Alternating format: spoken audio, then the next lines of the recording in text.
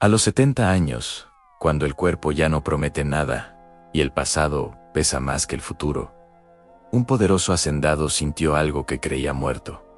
No deseo, no pasión, sino vida. La pregunta no es ¿qué ocurrió?, sino ¿por qué ocurrió justo cuando todo parecía terminar? En el corazón de una vasta hacienda latinoamericana, a finales del siglo XIX, un hombre camina lentamente entre campos que ya no le pertenecen del todo. La tierra sigue produciendo.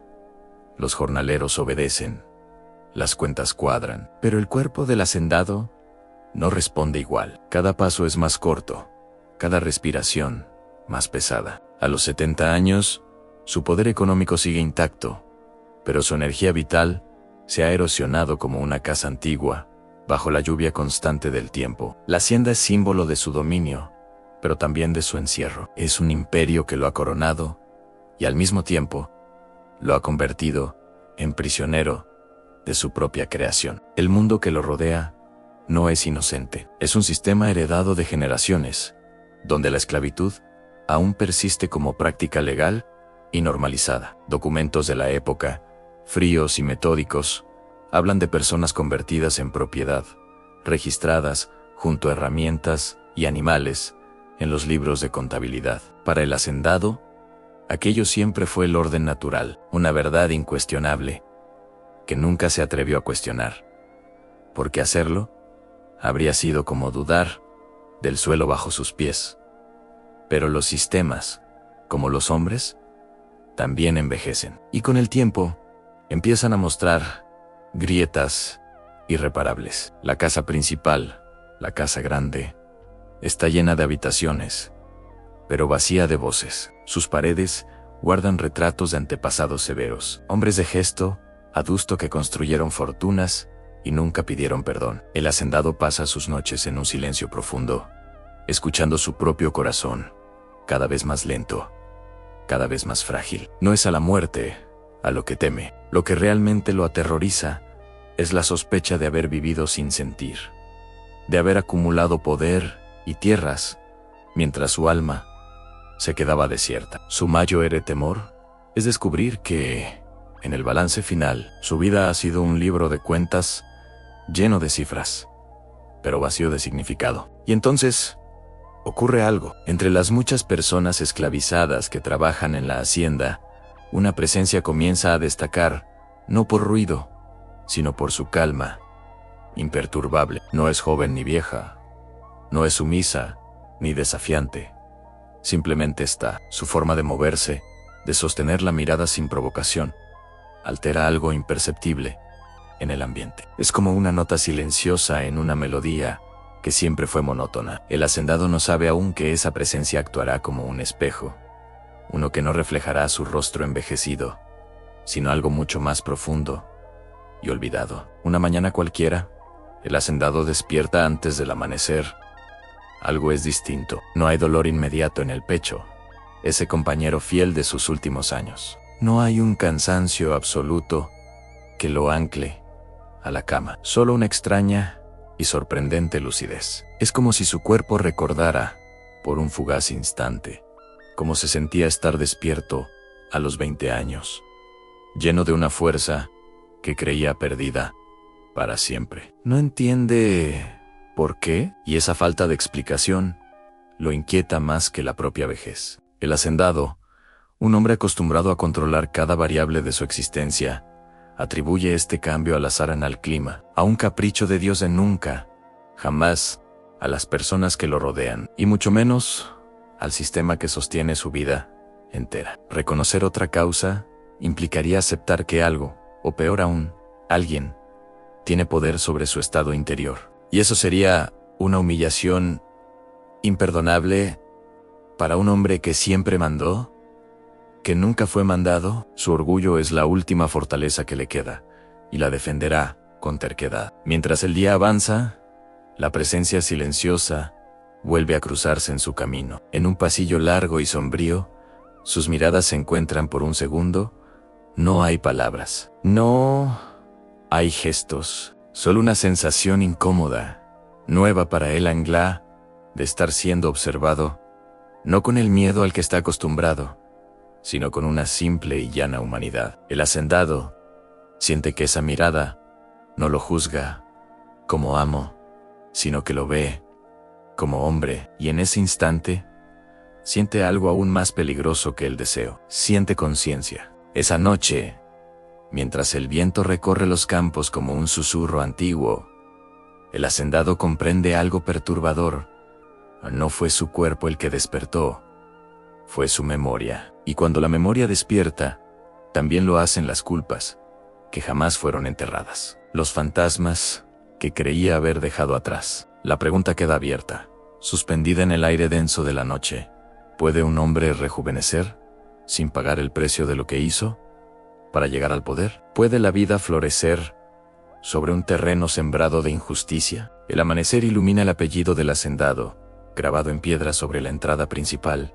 No es solo un nombre, es una herencia. Desde mediados del siglo XVIII, esa familia acumuló tierras, cuerpos y obediencias. Cada generación refinó el mismo sistema, maquillándolo de progreso. A sus 70 años, el hacendado es la culminación de ese linaje, pero también es el primero que empieza a sentir su peso, los achaques propios de la edad, la espalda curvada por los años, el aliento corto. Todo parecía indicar el final natural de una vida vivida en la cima del poder. Sin embargo, algo inexplicable comenzó a ocurrir. Una vitalidad extraña, casi antinatural, empezó a recorrer su cuerpo. Al principio, lo atribuyó a un capricho del clima, a un buen día, pero los buenos días se repitieron. Sus pasos se volvieron más firmes. El dolor en sus articulaciones disminuyó. El hombre que se preparaba para morir estaba, de alguna manera, volviendo a vivir. En un despacho cerrado al público, reposan documentos antiguos, registros de compra, nacimientos anotados como inventario, castigos descritos con tinta fría, fechas escritas con solemnidad, como si el acto de escribirlas justificara su existencia. El hacendado los observa con una atención que nunca antes tuvo. Impulsado por esta nueva energía, revisa los libros de contabilidad, las actas de propiedad, los registros de la gente que trabajaba, o más bien, pertenecía a la hacienda. Por primera vez, no ve números, ve tiempo robado, ve generaciones enteras reducidas a cifras en un libro mayo R. La caligrafía elegante de sus antepasados ahora le parece una burla macabra. El legado familiar, que siempre le había llenado de orgullo, de repente adquiere un tono siniestro. Cada página que pasa es un eco de una injusticia perpetuada, y esa nueva lucidez lo llena de una inquietud que nunca antes había conocido. El cambio físico continúa.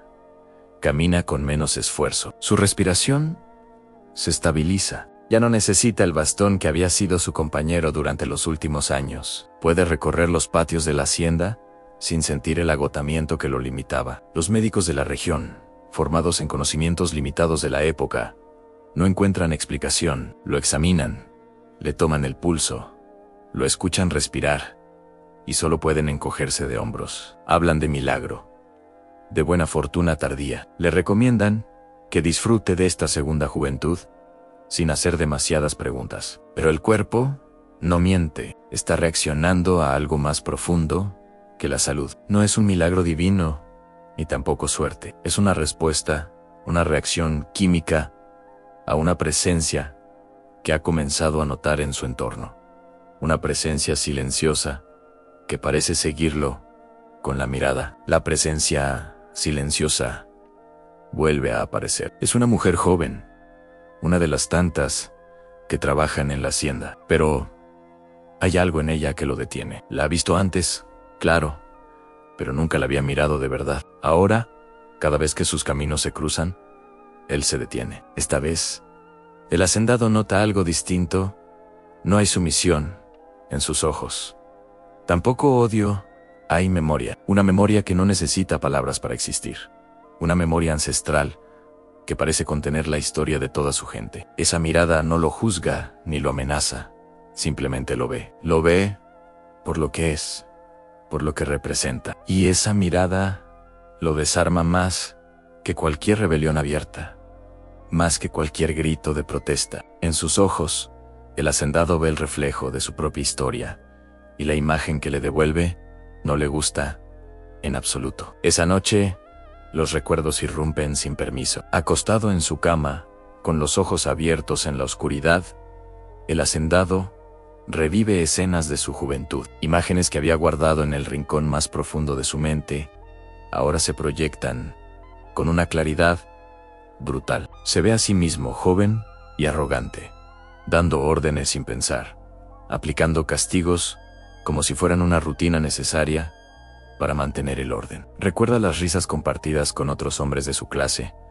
mientras la hacienda crecía a costa del sudor y el sufrimiento ajeno. En aquel entonces, la fuerza física y el poder absoluto lo hacían sentir invencible, un dios en su propio universo. Ahora la memoria de esos mismos actos lo hace sentir desnudo, vulnerable y profundamente avergonzado. La fortaleza de su juventud se ha convertido en la debilidad de su vejez. Fuera de los muros de la hacienda, el mundo cambia lentamente, de forma casi imperceptible para quienes viven dentro de su burbuja. En distintas regiones del continente, en salones de debate en ciudades lejanas y en puertos donde llegan barcos con nuevas ideas, surgen discusiones sobre la abolición. Se habla de reformas legales, de derechos humanos, de presiones internacionales, de potencias que ya han dado ese paso. Nada es inmediato, por supuesto. El sistema es demasiado grande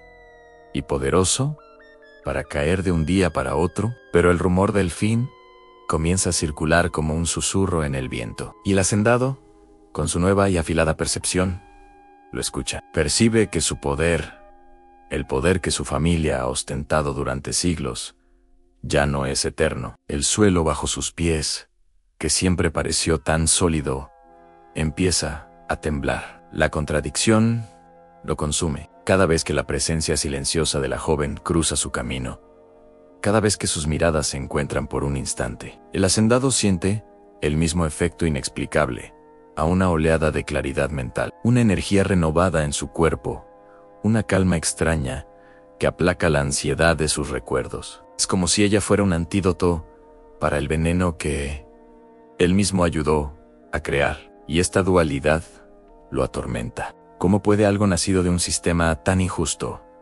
una persona cuyo linaje ha sido sometido por el suyo, provocar en él una sensación de vida auténtica? ¿Cómo puede la víctima darle al verdugo una razón para vivir? La pregunta lo persigue como una sombra durante el día y le roba el sueño por la noche. No hay lógica que pueda explicarlo, y esa falta de respuestas lo vuelve loco. Un reloj antiguo de pared preside el salón principal de la hacienda. Es una pieza imponente, de madera oscura y metal trabajado, que ha estado ahí desde que tiene memoria. Lleva décadas marcando el tiempo con un leve, pero constante, retraso. Es un defecto conocido por todos, pero nadie se ha molestado en repararlo. Es el mismo reloj que sonaba de fondo cuando él era joven, cuando corría por esos mismos pasillos sintiéndose el dueño del mundo, cuando el sistema parecía eterno e inmutable. El tic-tac del reloj era entonces solo un ruido de fondo, parte del paisaje sonoro de su vida. Ahora, en el silencio de su conciencia despierta, su tic-tac suena más fuerte que nunca. Cada segundo que marca parece un martillazo, un recordatorio constante del tiempo que pasa, del tiempo que se acaba y del tiempo que fue robado. Al final del día, mientras el sol se pone tiñendo de naranja los campos que le pertenecen, el hacendado comprende una verdad incómoda, una revelación que lo sacude hasta los cimientos. No es la presencia de la mujer lo que lo rejuvenece directamente, es lo que ella, con su mirada llena de memoria, despierta en su conciencia. La vitalidad que siente no es un milagro, es el efecto secundario de una culpa que por fin ha encontrado una grieta por donde salir. Y si la conciencia ha despertado de un letargo de 70 años, el siguiente paso no puede ser simplemente físico, debe ser moral. La tensión queda suspendida en el aire, tan densa como la humedad de la noche que cae, ¿Puede un hombre cambiar realmente? ¿Puede hacerlo sin desmontar el sistema que lo sostuvo, que lo creó y que lo benefició durante toda su vida? Gracias por acompañarnos. No olvides suscribirte para descubrir qué sucede en el próximo episodio.